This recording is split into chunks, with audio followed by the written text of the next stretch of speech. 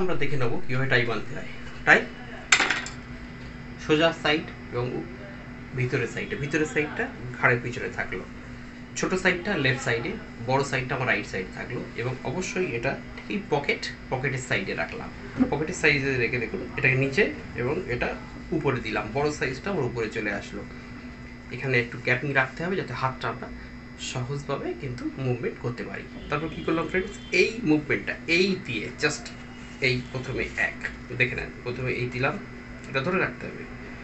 দ্বিতীয়বার ফ্রেন্ডস এইখানে দিয়ে এটা ধরে রাখে ভিতর থেকে, বড়টা কিন্তু মুভমেন্ট হবে, ছোটটা কোনো মুভমেন্ট নেই। ভিতর থেকে আমরা টাইটা গলিয়ে নিলাম, দিয়ে ত্রিভুজ আকৃতি একটা শেপ আনার চেষ্টা করছি কিন্তু ফ্রেন্ডস। আবার গিয়ে এই ছোটোটা গিয়ে কিন্তু দেখুন বড় সাইজ যেটা আছে, বড় সাইজটা এইভাবে আবার আমরা ত্রিভুজের আকৃতি আনছি এবং তারপরে আবার ছোট যেটা আছে সেটা কিন্তু জাস্ট ধরে রাখা কাজ, আর কোনো কাজ নেই। এই যে ত্রিভুজ আকৃতি এসে গেল, এবার কিন্তু আমরা এইখান থেকে একটা এখানে চেপে রাখতে হবে নাটটা ভালোভাবে, এই মুভমেন্টটা ঘুরিয়ে আমরা কিন্তু এখান থেকে গলিয়ে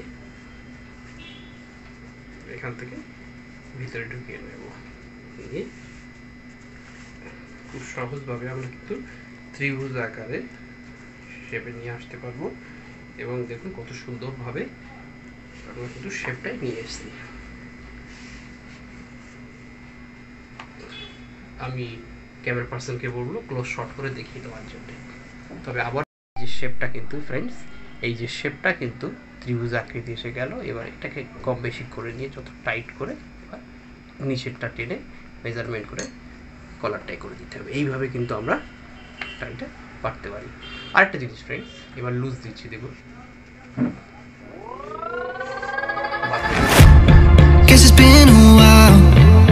since I fell in love, but after last time don't wanna mess things up. You're so beautiful. দেখুন কোনো গিট পড়েনি। সবসময় মনে রাখবেন সঠিকভাবে যদি টাইট বাঁধা হয় সেখানে কিন্তু এইভাবে টেনে সিধা করবেন, কোনো গিট নেই আমার, অর্থাৎ টাই বাঁধাটা সঠিকভাবে হয়েছিল। তো ফ্রেন্ডস, চ্যানেল নতুন হলে এই ধরনের ভিডিও পাওয়ার জন্য চ্যানেলটি সাবস্ক্রাইব করে পাশে থাকা বেল আইকনে ক্লিক দিয়ে সঙ্গে থাকবেন। Thank you very much.